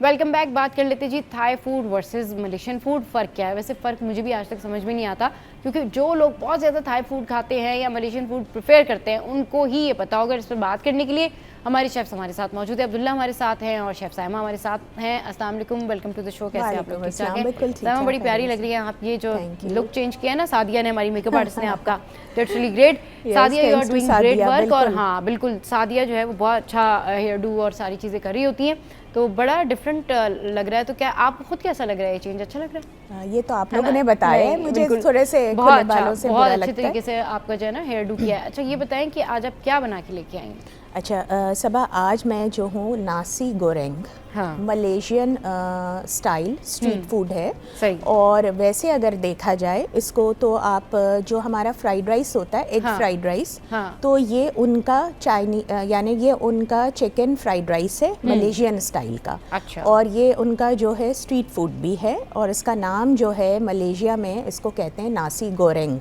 नासी गोरेंग। और नासी मैं गोरेंग। जी, और ठीक मैं है, ये नासी भी गोरेंग। बताती चलूँ हाँ। कि नासी मीन्स राइस और गोरेंग मीन्स फ्राइड। सही। तो इसकी रेसिपी बताएं साइमा, आपने कैसे बनाया है? अच्छा, मैंने इसको ये किया था कि मलेशियन फूड जो होते हैं वो ज़्यादातर बहुत एरोमेटिक होते हैं, और वो लोग जो हैं ख़ास, हाँ, उनका अरोमा बड़ा स्पेशल होता है। बहुत स्पेशल इसलिए मलेशियन होता फूड है, का, हाँ। वो ट्रेडिशनल या कल्चरल वैल्यूज भी उनकी बड़ी रिच हैं। हाँ मलेशिया में बिल्कुल। ना, हाँ, सबा, ये भी एक issue मैं है, ये सही। बताना चाहूँगी यहाँ हाँ। आपके हाँ। यहाँ के प्लेटफॉर्म से कि जो मलेशिया है हाँ। उसका जो ट्रेड रूट है, हाँ। ट्रेड रूट वो कनेक्ट करता है मिडल ईस्ट, चाइना, हाँ। और इंडिया को।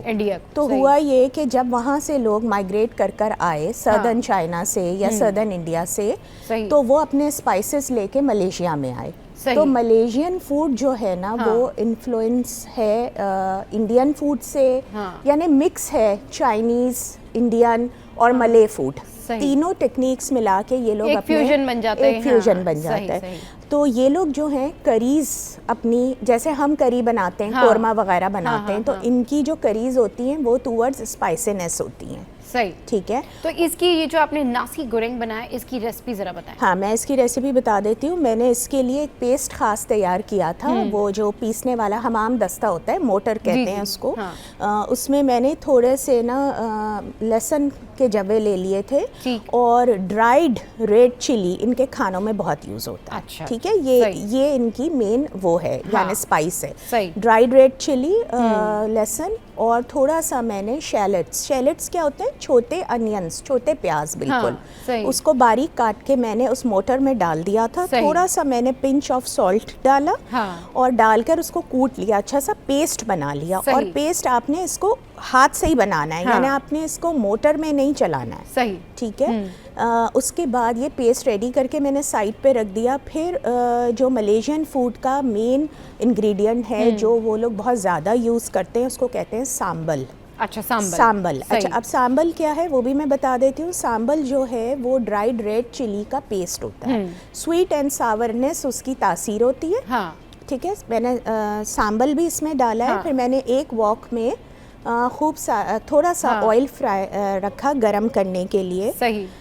उस ऑयल में मैंने ये पेस्ट डाल के तेज़ी से स्टर फ्राई किया। अच्छा, याद फ्राई किया इसको, स्टर सही, फ्राई हाँ, किया। हाँ। याद रख लीजिए कि मलेशियन जो फूड है वो स्टर फ्राई ही टेक्निक्स यूज़ करते हैं, क्योंकि सही। वो चाइना से आया है उनका। चाइना से ठीक है। आया, हाँ।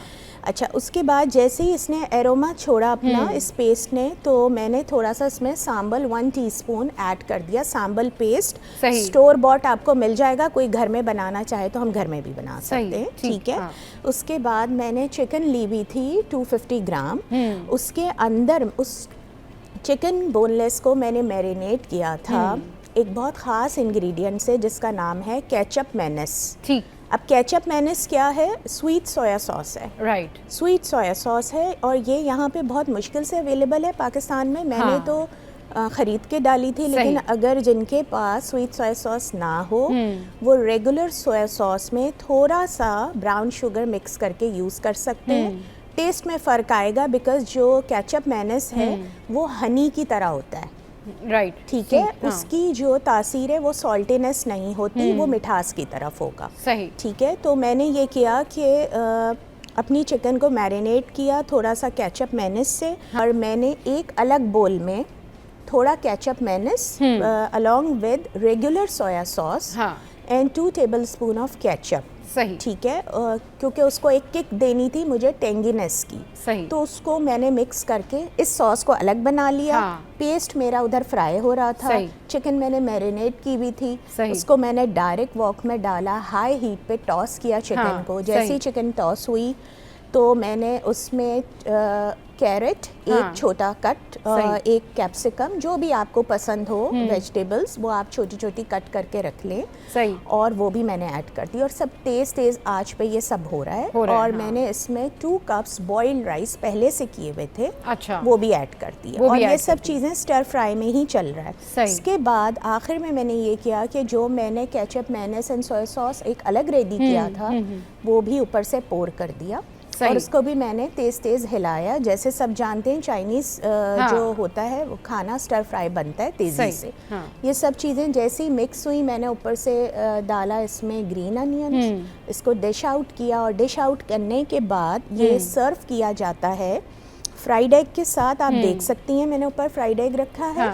और उसके साथ वहाँ पे मलेशिया में ये दोनों सब्जियां यानी वेजिटेबल एंड टमेटो सादे कटे हुए साइड में रख के देते हैं, फिर उसको प्रेजेंटेशन देते हैं। और जैसे हमारे यहाँ चटनी वगैरह खाई जाती है, तो अगर किसी को इसको स्पाइसी, क्योंकि ये डिश जो है ना स्वीट और साबर की तरफ है, तो मलेशिया में थोड़ा सा स्पाइसी खाना खाया जाता है। मलेशिया में थोड़ा सा स्पाइसी खाना खाया जाता है, तो ये बड़ा प्रेजेंटेबल करके जो है इन्होंने रेडी किए साइमन ने। अब्दुल्ला हमारे साथ मौजूद हैं जी। अब्दुल्ला जो हैं, जाग जाएं अब्दुल्ला। अच्छा जी अब्दुल्ला, आप बताएं आप क्या बना के लेके आए आज? ये थाई ग्रीन करी है, जो कि थाई की ट्रेडिशनल डिशेस में से एक है। ये 2 फ्लेवर्स के अंदर होती है। ग्रीन थाई करी आपने ये रेस्टोरेंट में ये भी इंट्रोड्यूस करवाई है? नहीं, ये इंट्रोड्यूस नहीं करवाई है। ये आप स्पेशली जो है सिटी 10 के लिए बना के लेके आए। अब्दुल्ला ये बड़ी प्रेजेंटेबल लग रही है, बड़ा ज़बरदस्त लग रही है। ये सर इसकी रेसिपी बताएं, आपने क्या किया है इसको पहले पैन के अंदर। अच्छा, इसमें सबसे खास बात इसकी ये है कि इसके अंदर ऑयल का एक ड्रॉप भी यूज़ नहीं हुआ है। ये टोटल कोकोनट मिल्क में जो है वो रेडी हुई हुई है। अच्छा, ये तो बड़ा ज़बरदस्त हेल्दी भी होगी। ये तो बहुत बिल्कुल ये हेल्दी है। थाई डिशेस की सबसे ज़्यादा खासियत यही है कि वो ज़्यादातर जो है वो कोकोनट मिल्क जो है वो अपने डिशेस में यूज़ करते हैं। तो इसके अंदर पहले आपने पैन में जो है वो कोकोनट मिल्क बाद में लेंगे, पहले इसका पेस्ट रेडी करेंगे। जिसके अंदर ग्रीन चिलीज होंगी, लहसुन होगा और कफीर लाइम होगा, जो कि स्किन होता है लेमन का। लेमन की जो स्किन है वो इसको लेकर, उसके अंदर ग्रीन चिलीज है और साबुत धनिया है। इसका पेस्ट आप इसके अंदर बना लें पैन के अंदर। जब ये पेस्ट आप इसका रेडी हो जाए तो इसके अंदर कोकोनट मिल्क 1/2 लीटर डाल दीजिए, तकरीबन 1/2 लीटर। सही। उसके बाद इसको बिल्कुल लो फ्लेम पर इसको रख दें। जब जो कोकोनट मिल्क है और ये सारा पेस्ट जो है ये थोड़ा सा जरा जो आपने नाम लिए ना चीज़ों के, वो दोबारा से जरा एक एक करके सुकून से लें ताकि हमारे व्यूअर को पता चले कि क्या किस चीज़ का पेस्ट बना है एक्चुअली। जी जरा बताएं। इसके अंदर साबुत धनिया और जीरा जी, और green chillies, ginger, Thai basil, kaffir lime. ये क्या है? ये कफीर लाइम जो है ये एक हर्ब्स होती है। अगर वो ये इम्पोर्टेड होती है, ये इतनी ईजिली मिलती नहीं है। अच्छा। तो अगर वो ना हो तो आप स्किन जो होती है लेमन की वो आप यूज़ कर सकते हैं। सिर्फ स्किन, जो इसका इनर जो पार्ट होता है वो बहुत ज़्यादा बिटर होता है, तो वो यूज़ नहीं करें। तो सिर्फ उसकी स्किन यूज़ करें। जो ऊपर की जो स्किन हो रही होती है वो आप बिल्कुल एग्जैक्टली वो ऊपर की स्किन आप इसको अंदर यूज़ कर सकते हैं। इसका आप पेस्ट बना लें। ठीक है। जब इसका पेस्ट रेडी हो जाए तो फिर पैन के अंदर आप कोकोनट मिल्क जो है वो 1/2 लीटर इसके अंदर ऐड करें। और फिर ये सब चीज़ें सारा पेस्ट उसके अंदर डाल के आप इसको बिल्कुल लो फ्लेम के ऊपर इसको छोड़ दें, भुनने के लिए छोड़ दें या पकने के लिए छोड़ दें। जब तक ये थोड़ा सा थिक नहीं हो जाता। जब ये थिक हो जाए फिर इसके अंदर वेजीज ऐड होंगी। अच्छा जी, वेजीज के अंदर ब्रोकली है, कैरेट है, मशरूम्स हैं और यही थाई बिसल है। ये सब चीज़ें इसके अंदर फिर ऐड होंगी और फिर ये 2-3 मिनट तक आप इसको पकाते हैं, क्योंकि ये वेजीज जो हैं वो बहुत जल्दी पक जाती हैं। इतना टाइम नहीं लेती। फिर उसके बाद आप इसकी सर्विंग कर सकते हैं। इसकी सर्विंग कर सकते हैं। सही। अच्छा, तो ये और चाहे तो आप राइस के साथ भी इसको बिल्कुल इसको व्हाइट राइस के साथ ही यूज़ किया। अच्छा, अगर किसी ने मशरूम्स नहीं लेने, वो चिकन ऐड कर सकता है? बिल्कुल चिकन ऐड हो सकता है अंदर। और ज़्यादातर तो थाई फूड्स के अंदर श्रिम्प, सी फूड ज़्यादा ऐड होता है। सी फूड ये लोग ज़्यादा ऐड करते हैं। लेकिन अगर जैसे हम लोग पाकिस्तानी हैं, हम लोगों को अगर we used to prepare chicken meat and all that, तो फिर वो आप चिकन जो है वो कर सकते हैं। वैसे अगर आपने मशरूम्स खाने तो वो भी यू कैन हैव इट। चलिए जी, वक्त हुआ है यहाँ पर ब्रेक का। ब्रेक के बाद वापस आएंगे, फिर मज़ीद बातें करेंगे कि भाई किस तरीके से मज़े मज़े के खाने बनाए जा सकते हैं। हमारे साथ रहिए। Welcome back. तो जी थाई फूड भी यहाँ पर है और मलेशियन फूड जो है वो भी हमारे सामने है। इनका डिफरेंस क्या है, ज़रा आप लोग ये बताएं कि क्या डिफरेंस है थाई और मलेशियन फूड में?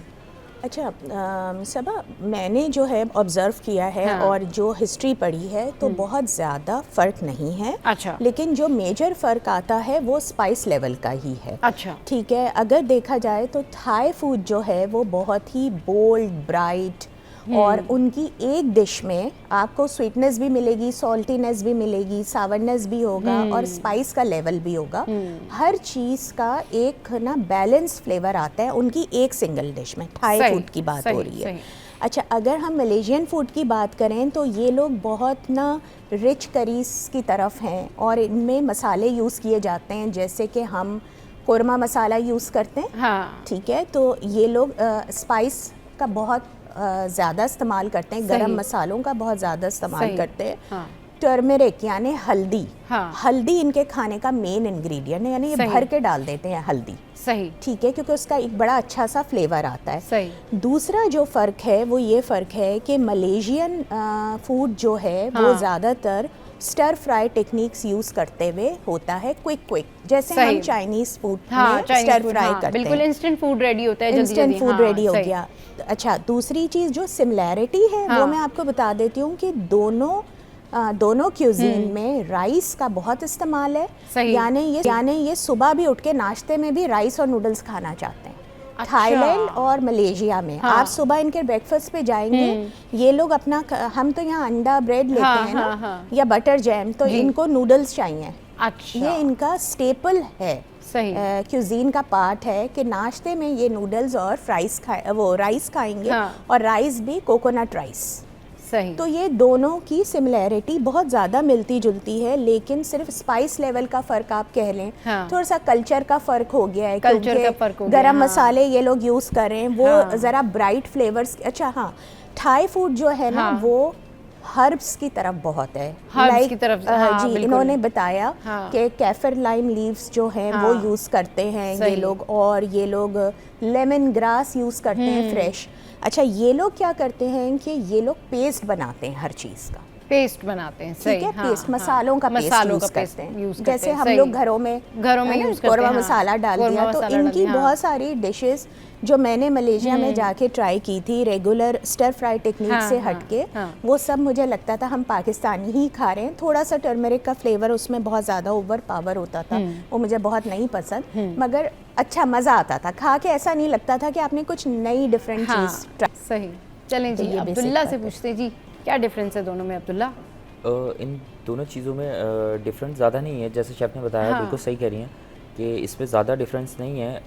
जो थाई डिशेस हैं ये sweet and sour at a time है।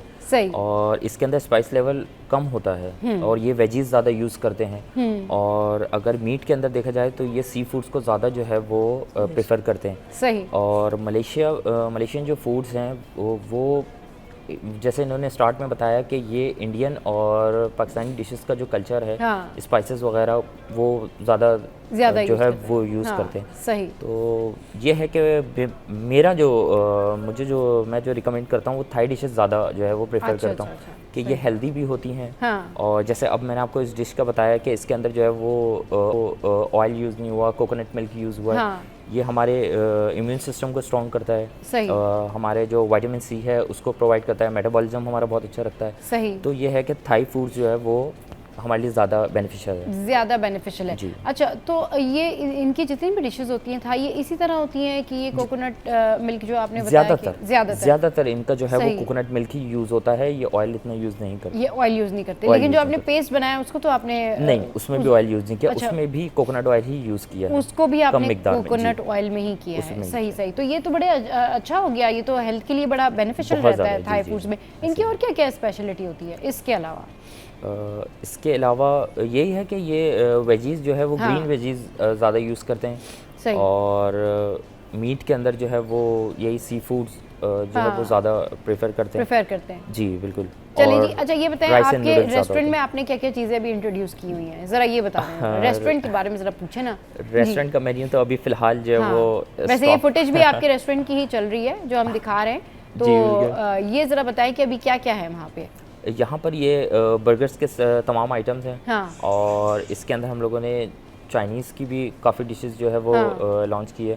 अब ये है कि जो अब विंटर सीजन आएगा तो उससे रिलेटेड चीज़ें जो है वो ऐड क्या चेंज करने जा रहे हैं विंटर सीजन में? डिशेस क्या हो जाती हैं फिर? क्या ज़्यादा डिमांड होती है विंटर में? सी फूड जो है वो जैसे श्रिम्प्स हो गए, प्रॉन्स हो गए, इनकी डिशेस हो गई, और टाइगर प्रॉन्स हो गए, और प्रॉन्स हमारा एक प्रॉन बर्गर है वो बहुत इन होता है, लेकिन वो सीजनल होता है। खाली जब ये विंटर सीजन चला जाता है तो हम उसको जो है वो मेन्यू से हटा देते हैं। सही। तो ये है कि इंशाल्लाह ऐसा ऐसा सीजन जो है चले जी, हाँ बिल्कुल, तो आहिस्ता आहिस्ता करके जो है नई नई चीज़ें इंट्रोड्यूस करवा रहे हैं। सैमा, विंटर्स की मेनली जल्दी जल्दी से आपने डिशेस बतानी है। विंटर डिशेस जो होती हैं सर्दियों में ज़्यादा खाई जाती हैं। देसी में तो पाए, निहारी, हाँ, कुन्ना, लेकिन बस ये 3 तो चढ़ी हुई हैं। हाँ बिल्कुल, हाँ, मतलब दिल चाहता है, दिल चाहता है। सही। सी फूड में तो फिर पूरा सी फूड आ गया, आपका फिश आ गया, प्रॉन कढ़ाई लोग खाते हैं, फिश टिक्का खाते हैं बहुत शौक से। फिश टिक्का बड़ा जबरदस्त, बहुत अच्छा लगता है। वो हेल्थ साइड से भी बहुत अच्छा है। आपने बस फोक से लिया जो वेट वॉच कर रहे होते हैं उनके लिए फिश टिक्का बहुत अच्छा है हर हिसाब से। इवन द प्रॉन्स बहुत अच्छे हैं सेहत के लिए, क्योंकि अगर आपने इनको बारबेक्यू कर लिया या ग्रिल कर लिया तो इनका फ्लेवर एलिवेट कर जाता है बहुत ज़्यादा। बिल्कुल सही कह रही हैं कि ये ना बड़ी ज़बरदस्त डिशेस होती हैं, और सर्दियों में जो डिशेस होती हैं और सर्दियों में जो खाने होते हैं ना, मैं कहती हूँ कि सर्दियों का सीज़न भी एक तरह का नेमत ही होता है। वैसे तो अल्लाह ताला की सारी चीज़ें नेमत है, लेकिन सर्दियों में बहुत ज़्यादा आपको खाना खाने का मज़ा आता है, लोगों को दावत पे बुलाने का मज़ा आता है, काम करने का मज़ा आता है। आप जितना ज़्यादा काम कर रहे होते ना उतना ज़्यादा आपको लग रहा होता है कि नहीं आप और काम कर सकते हैं, एक्टिव हो गए। बल्कि सर्दियों में अगर आप लेजी होते तो आपको प्रॉब्लम होती है। गर्मी होती होता है आप एक जगह बैठे होते हैं, गर्मी लग रही है, यहाँ बिल्कुल स्वेटिंग है, बीपी लो, दीगर चीज़ें होती हैं। बट सर्दियों में सबसे परफेक्ट टाइमिंग्स ये होते हैं कि जिनको खाना बनाना नहीं आता वो खाना बनाना भी सीख सकते हैं, क्योंकि वो ज़्यादा टाइम अपने किचन में जो है ना वो स्पेंड कर सकते हैं। चलिए जी, बहुत शुक्रिया अब्दुल्ला और साइमा हमारे शो पर आए और हमें जो है वो थाई और जो मलेशिया की डिशेज हैं उनके बारे में बताया। तो जनाब, आज के शो का जो टाइम है वो एंड अप हो गया है। मंडे को आएंगे आपके लिए फिर अच्छा सा शो लेकर। ज़रूर फीडबैक दीजिएगा हमारी सोशल साइट पर। हंसते रहिए, मुस्कुराते रहिए और देखना मत भूलिए। Keep watching serial 10।